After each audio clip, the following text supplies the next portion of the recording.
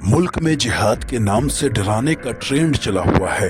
कोई भी मुंह उठाकर जिहाद जैसे पाक लफ्ज को बदनाम करने चला आता है।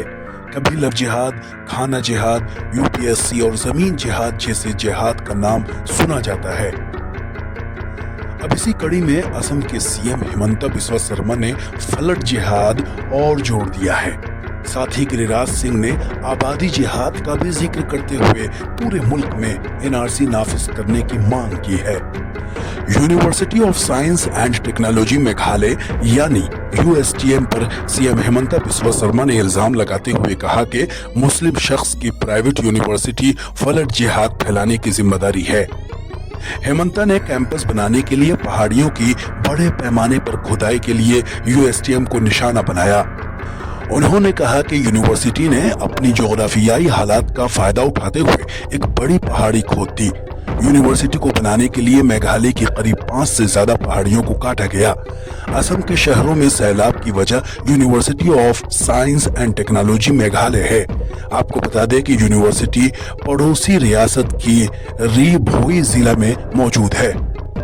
असम में फ्लड जिहाद की शुरुआत हुई तो वहीं दूसरी जानिब मरकजी वजीर गिरिराज सिंह मुल्क में बढ़ती मुसलमानों की आबादी पर निशाना साध रहे हैं।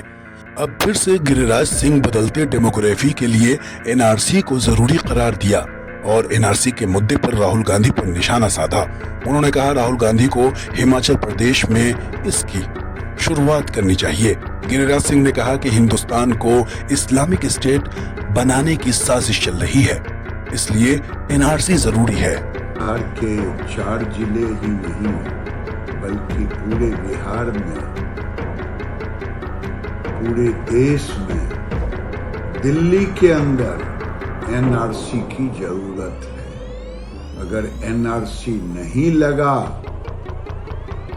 कानून नहीं बना तो भारत वंशी ही यहाँ खत्म हो गया। अब सवाल यह है कि क्या सैलाब की वजह मुसलमान है, इसलिए हिमंता फ्लड जिहाद का नाम देकर मुसलमानों पर निशाना साध रहे हैं?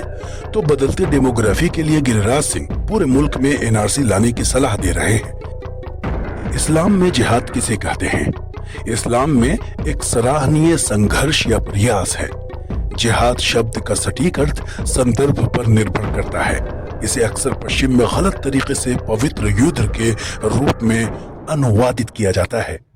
जिहाद विशेष रूप से धार्मिक और नैतिक क्षेत्र में मुख्य रूप से सही को बढ़ावा देने और गलत को रोकने के लिए मानव संघर्ष को बताता है। कुरान में जिहाद एक ऐसा शब्द है जिसके कई अर्थ हैं।